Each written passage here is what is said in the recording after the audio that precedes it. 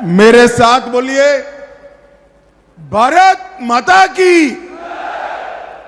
क्यों भाई, रत्नागिरी सिंधुदुर्ग वालों की आवाज को क्या हो गया है? ऐसी आवाज नहीं चलती है। शिवाजी महाराज की भूमि है भाई। मोदी जी को तीसरी बार प्रधानमंत्री बनाना है या नहीं बनाना है? जोर से बोलो, बनाना है या नहीं बनाना है? 400 पार कराना है या नहीं कराना है? अगर कराना है तो दोनों हाथ उठाइए, उठाइए दोनों हाथ, विजय के संकल्प की मुट्ठी बींचिए और प्रचंड आवाज से बोलिए, भारत माता की, वंदे, जय श्री राम, जय जय श्री राम। मेरे साथ एक बार छत्रपति महाराज का, शिवाजी महाराज का जयकारा लगाएंगे। बोलिए, जय शिवाजी, जय जय जय जय जय शिवाजी, जय जय जय जय जय भवानी। आज इस विशाल सभा में यहां पर उपस्थित प्रदेश भारतीय जनता पार्टी के अध्यक्ष और मेरे मित्र सम्माननीय चंद्रशेखर बावनकुले जी, श्री रविंद्र चौहान जी, श्री उदय सामंत जी, श्री दीपक केसरकर जी, श्री नितेश राणे जी, श्री शेखर निकम जी, श्रीमती चित्राताई वाघ जी, डॉक्टर नीलेश राणे, श्री किरण सामंत, श्री प्रमोद जठार जी, राजन तेली जी, बाल माने जी, सदानंद चौहान जी, शिल्पाताई पटवर्धन जी, और आज जिनको जिताने के लिए मैं यहां आया हूं, मोदी जी की मंत्रिमंडल के मेरे साथी श्रीमान नारायण राणे जी। राणे जी अगर आइए, राणे साहब आप जोर से ताली बजाइए राणे साहब के लिए।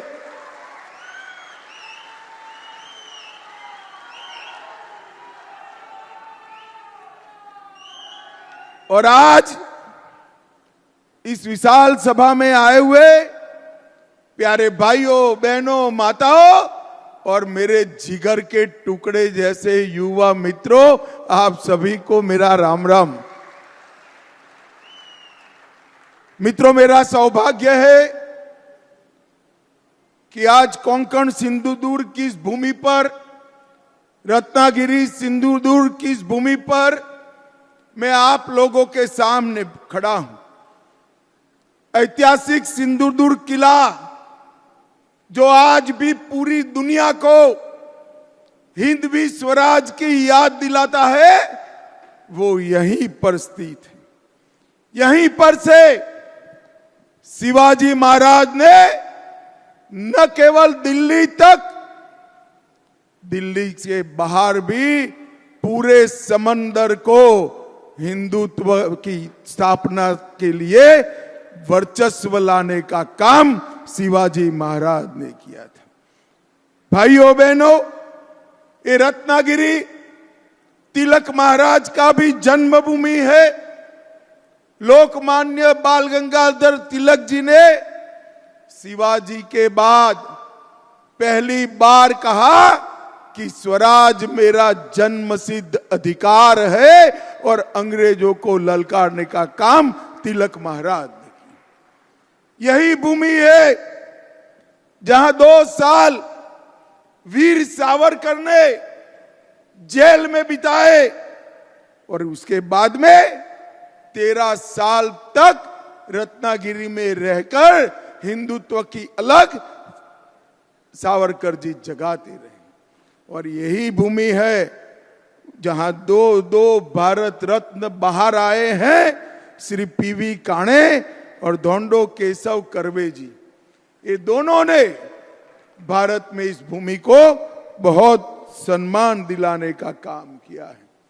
भाइयों बहनों, मैं आज रत्नागिरी सिंधुदुर्ग में आया हूं, तब मैं इतना कहना चाहता हूं कि आज क्या ये नकली सेना के अध्यक्ष उद्धव ठाकरे वीर सावरकर जी का नाम अपने भाषण में लेने का हिम्मत कर सकते हैं क्या? बोलिए, कर सकते हैं क्या? अगर सावरकर का नाम लेने से शर्म आती है तो काय की शिवसेना के अध्यक्ष उद्धव जी आप नकली शिवसेना चला रहे हो? असली शिवसेना एकनाथ शिंदे के साथ। भाई और बहनों, ये चुनाव जो है मोदी जी को तीसरी बार प्रधानमंत्री बनाने का चुनाव। श्रीमान राणे के सामने कमल के निशान पर आप बटन दबाएंगे और राणे जी को वोट दोगे, एक एक वोट मोदी जी को तीसरी बार प्रधानमंत्री बनाने का काम है। भाई और बहनों, मोदी जी को तीसरी बार प्रधानमंत्री बनाने का मत है, मतलब है देश को समृद्ध करना। मोदी जी 10 साल से मनमोहन सिंह 11वें नंबर पे हमारे अर्थतंत्र को छोड़कर गए थे, मोदी जी 5वें नंबर पर लाए।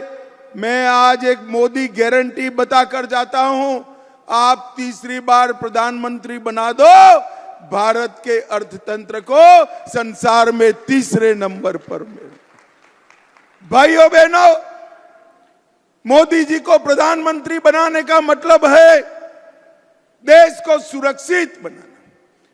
मुझे बताओ रत्नागिरी सिंधुदुर्ग वालों, ये कश्मीर जो है हमारा है या नहीं है? जोर से बोलो, है या नहीं है? कश्मीर हमारा है, मगर एक खरगे साहब कहते हैं राजस्थान और महाराष्ट्र वालों का कश्मीर से क्या लेन देन? अरे खरगे साहब, आप 80 पार की आयु पार कर गए, मगर रत्नागिरी सिंधुदुर्ग वाले को जान नहीं पाए। रत्नागिरी सिंधुदुर्ग का बच्चा बच्चा कश्मीर के लिए अपनी जान दे सकता है, जान दे सकता। भाई और बहनों, मुझे बताइए, कश्मीर से धारा 370 हटनी चाहिए थी या नहीं हटनी चाहिए थी? जोर से बोलिए, हटनी चाहिए थी या नहीं हटनी चाहिए थी? 70 साल से इस Sharad Pawar and company, Congress and company, जिनकी गोदी में उद्धव जी बैठे हैं, वो 70 साल से धारा 370 को एक अनाथ बच्चे की तरह गोद में बिठाकर खिलाते थे। आपने मोदी जी को दूसरी बार प्रधानमंत्री बनाया। 5 अगस्त 2019 को मोदी जी ने धारा 370 को समाप्त कर दिया और कश्मीर हमेशा के लिए भारत के साथ। उस वक्त मैं उद्धव जी को पूछना चाहता हूं, आप जिनके साथ मुख्यमंत्री बनने के लिए जिनकी चरण में पड़े, जिनके पैर में पड़े, वो कांग्रेस पार्टी और शरद पवार क्या कर रहे थे? वो कांग्रेस पार्टी और शरद पवार धारा 370 हटाने का विरोध कर रहे थे। भाई और बहनों, राहुल बाबा पार्लियामेंट में खड़े हुए और उन्होंने कहा 370 मत हटाइए। मैंने कहा क्यों ना हटाए? तो उन्होंने कहा कश्मीर में खून की नदियां बह जाएगी। अरे राहुल बाबा, 5 साल हो गए, खून की नदियां छोड़ो, किसी की कंकड़ चलाने की हिम्मत नहीं है। कंकड़ चलाने ये नरेंद्र मोदी सरकार है। कश्मीर के अंदर लाल चौक पर जाना दुष्कर था, आज लाल चौक पर कृष्ण जन्माष्टमी का जुलूस आन बान और शान के साथ निकल रहा है। भाई और बहनों, मैं आज उद्धव जी को पूछना चाहता हूं, उद्धव जी, महाराष्ट्र की जनता के सामने, बाला साहब के अनुयायियों के सामने स्पष्ट कर दो, आपको मुख्यमंत्री पद चाहिए या धारा 370 के संरक्षक कांग्रेस और एनसीपी चाहिए? और आपको भी तय करना है भाइयों बहनों, जो अपनी गद्दी संभालने के लिए, गद्दी प्राप्त करने के लिए शरद पवार और राहुल गांधी के शरण में जाए, वो महाराष्ट्र का गौरव नहीं संभाल सकते, महाराष्ट्र का गौरव नहीं संभाल सकते। भाइयों बहनों, 10 साल तक सोनिया मनमोहन की सरकार चली इस देश में। आए दिन पाकिस्तान से आलिया, मालिया, जमालिया घुस जाते थे, बम धमाके करते थे, चले जाते थे। मौनी बाबा मनमोहन सिंह मौन लगाकर दिल्ली में बैठे रहे, क्योंकि उनकी वोट बैंक की उनको चिंता थी। वोट बैंक की, उनकी वोट बैंक कौन है मालूम है ना आपको? मालूम है या नहीं है? कांग्रेस की वोट बैंक कौन है मालूम है या नहीं है? भाइयों बहनों, आपने मोदी जी को 14 में प्रधानमंत्री बनाया। उरी और पुलवामा में पाकिस्तान के आतंकवादियों ने हमला किया। 10 ही दिन में मोदी जी ने सर्जिकल स्ट्राइक, एयर स्ट्राइक कर पाकिस्तान के घर में घुसकर आतंकवादियों का सफाया करने का काम। अभी अभी छत्तीसगढ़ में भाजपा सरकार बनी, 29 नक्सलवादी मारे गए। ये कांग्रेस पार्टी कहती है ये फेक एनकाउंटर है। अरे शर्म करो राहुल बाबा, शर्म करो। जिस नक्सलियों ने सैकड़ों लोगों की जान ली, उनकी बचाव करते हो, और उद्धव जी वो राहुल बाबा के शरण में बैठे हैं। भाइयों और बहनों, मुझे बताओ, अयोध्या में राम मंदिर बनना चाहिए था या नहीं बनना चाहिए? अरे जोर से बोलो, बनना चाहिए था या नहीं बनना चाहिए था? कांग्रेस पार्टी, शरद पवार 70 साल तक राम मंदिर के प्रश्न को लटकाते रहे, अटकाते रहे, भटकाते रहे।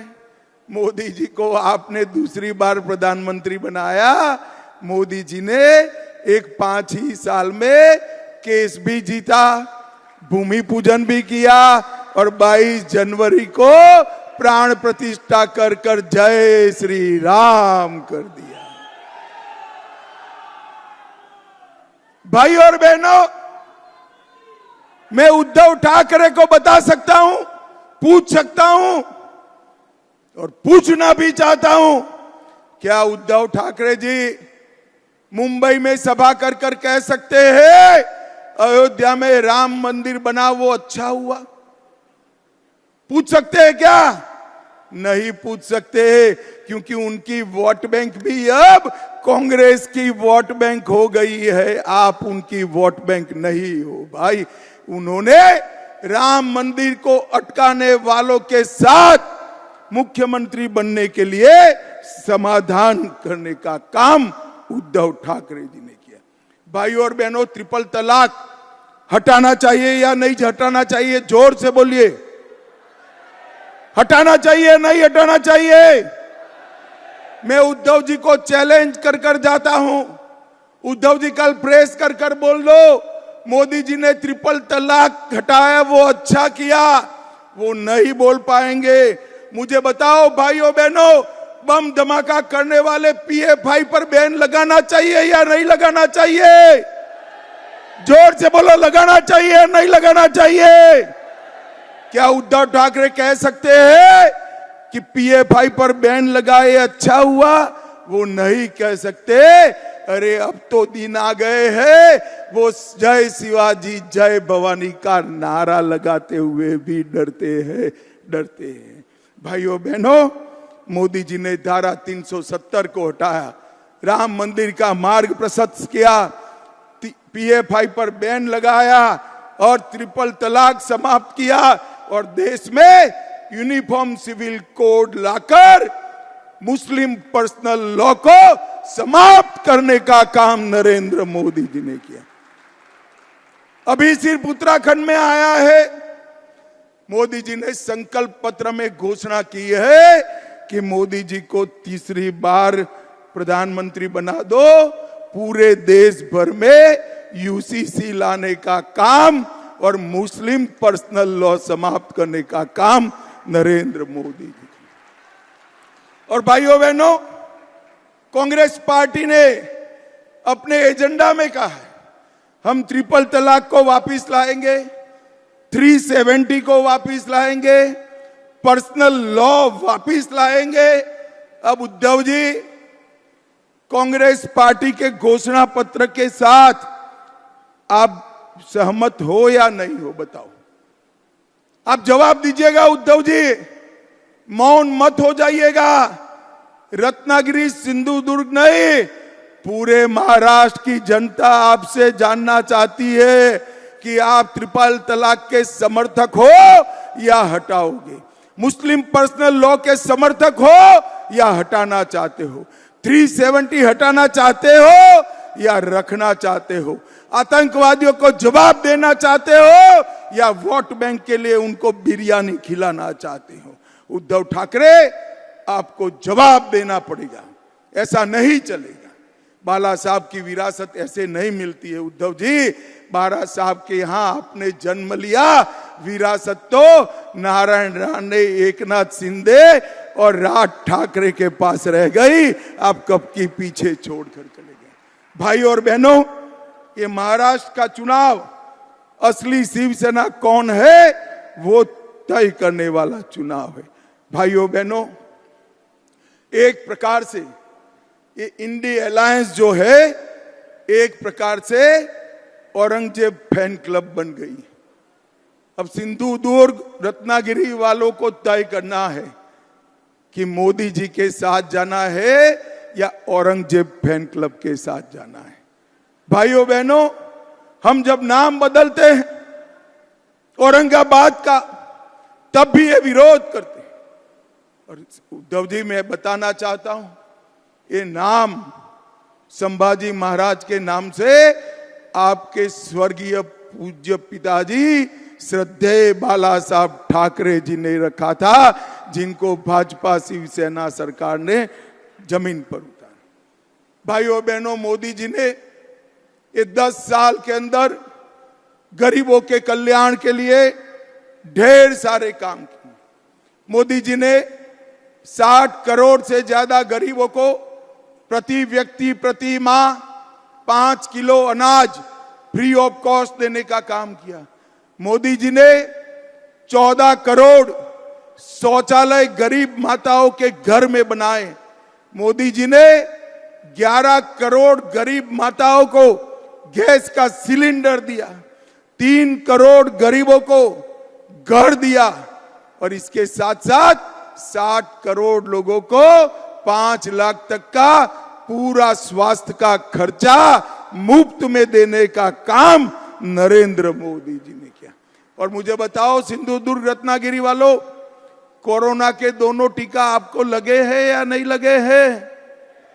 हाथ ऊपर कर कर बताओ, लगे हैं या नहीं लगे हैं? किसी को 25 पैसा भी देना पड़ा है क्या?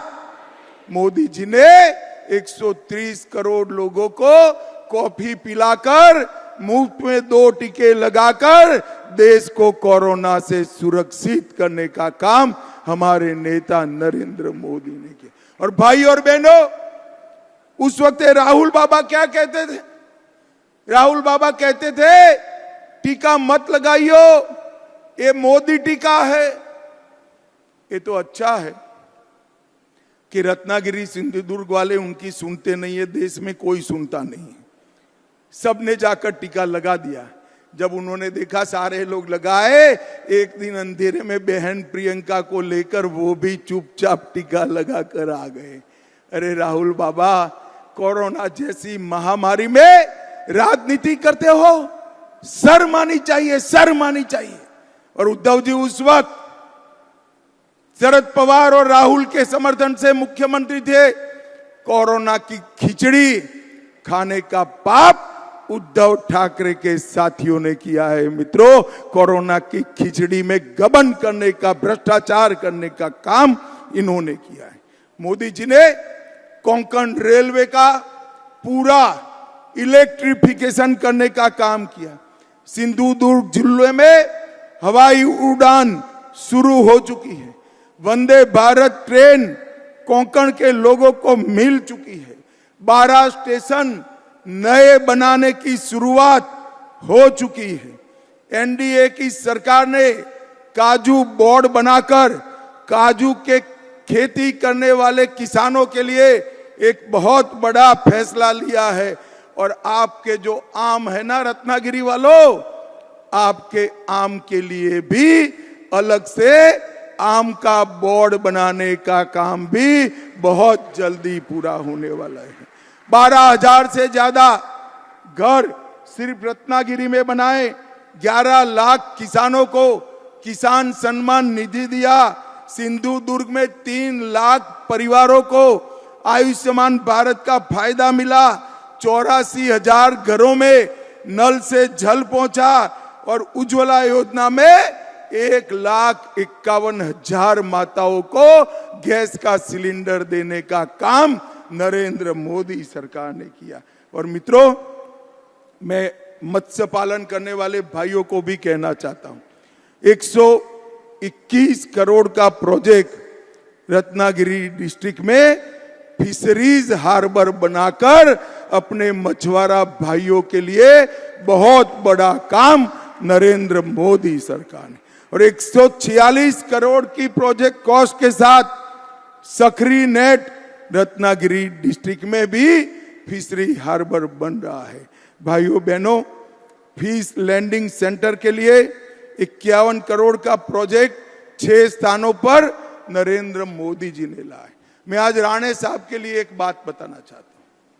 राणे साहब के मंत्रालय में, उनके नेतृत्व में, मोदी जी के मार्गदर्शन में विश्वकर्मा भाइयों के लिए 13,000 करोड़ का प्रोजेक्ट नरेंद्र मोदी जी ने चालू।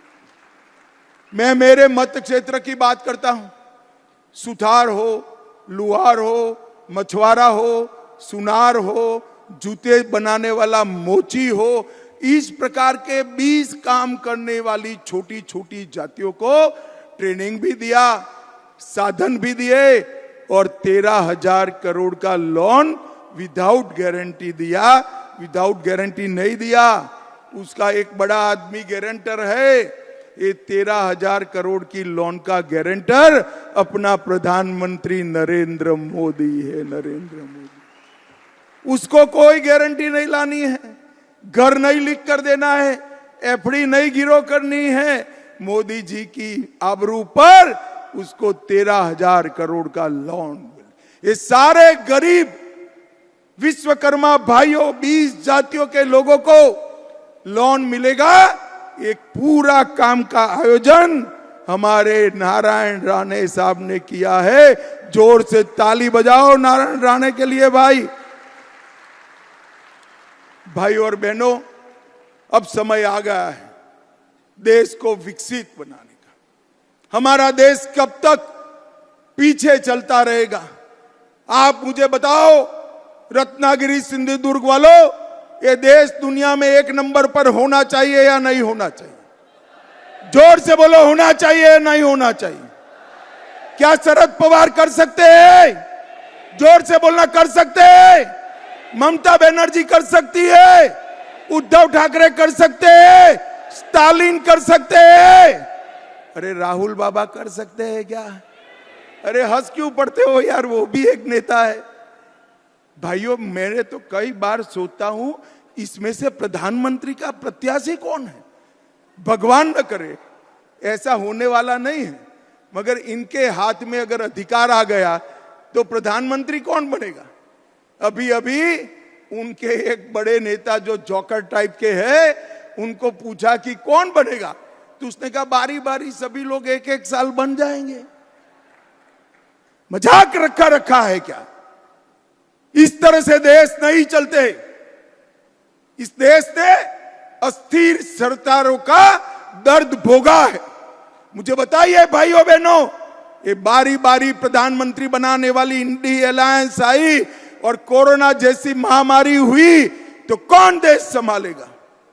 भारत के मतदाताओं को मालूम होना चाहिए कि पूर्ण बहुमत की सरकार चाहिए, एक मजबूत नेतृत्व चाहिए।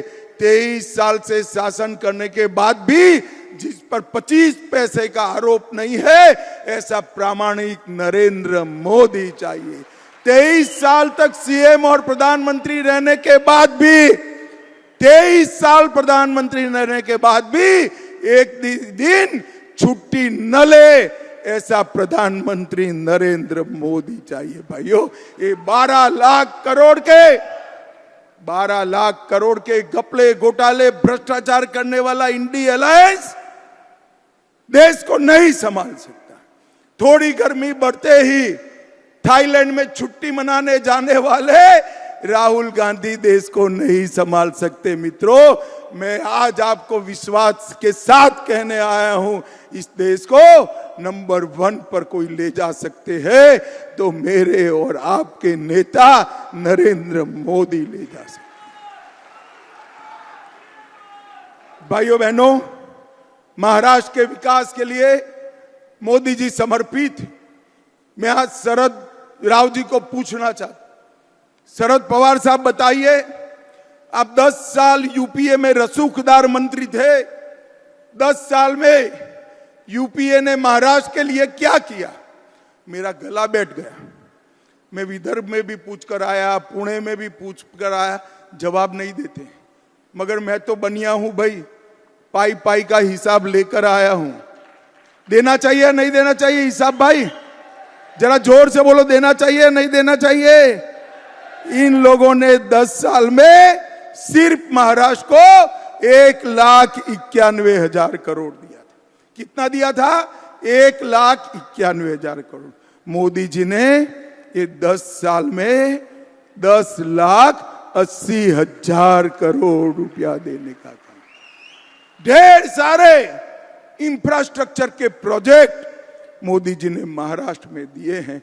और मैं आपको बताना चाहता हूं, हमारे देवेंद्र फडणवीस ने इन्वेस्टमेंट में भारत में महाराष्ट्र को नंबर 1 बनाने का काम किया है। नंबर 1 बने। माताओं, भाइयों, बहनों, ये लोग देश का विकास नहीं कर सकते, महाराष्ट्र का विकास नहीं कर सकते, देश को सुरक्षित नहीं रख सकते, देश को एक नहीं रख सकते, देश की समस्याओं का समाधान नहीं कर सकते, हिंदुओं के सम्मान के लिए ये कुछ नहीं कर सकते। मैं आपको बताना चाहता हूं, मैं देश में जहां जहां जाता हूं, सभा होने के बाद सब कार्यकर्ता खड़े होते हैं, वो कहते हैं कि हमारे सांसद को मंत्री बनाना। भाई स्वाभाविक रूप से कहते हैं, मगर मोदी जी ने आपको तो बना बनाया मंत्री यहां पर भेज दिया है, रेडीमेड मंत्री दिया है। राणे साहब ने उद्धव जी की दादागिरी के सामने बड़ा संघर्ष किया है। मित्रों, संघर्ष किया है। और राणे साहब अब भारतीय जनता पार्टी में हैं। रत्नागिरी को बहुत बड़ा चेहरा भारतीय जनता पार्टी ने दिया है। मेरा आप सबसे करबद्ध निवेदन है, राणे साहब को उनके राजनीतिक कद के हिसाब से प्रचंड बहुमत से जिताने का काम करिए और मोदी जी के हाथ मजबूत करिए। मुझे बताओ भाइयों बहनों, कमल के निशान पर बटन दबाएंगे क्या? अरे जोर से बोलो, ऐसे क्या बोलते हो? बड़ी दूर से आया हूं मैं। बटन दबाएंगे कमल के निशान पर? नारायण राणे जी को जिताएंगे, 400 पार करेंगे, मोदी जी को तीसरी बार प्रधानमंत्री बनाएंगे। तो मेरे साथ दोनों हाथ उठाइए, उठाइए दोनों हाथ, विजय के संकल्प की मुट्ठी भींच कर बोलिए, जय श्री राम, जय जय श्री राम, वंदे वंदे। आप सभी का बहुत बहुत धन्यवाद, प्रणाम, नमस्कार। एबीपी माझा, उघडा डोळे बघा नीट।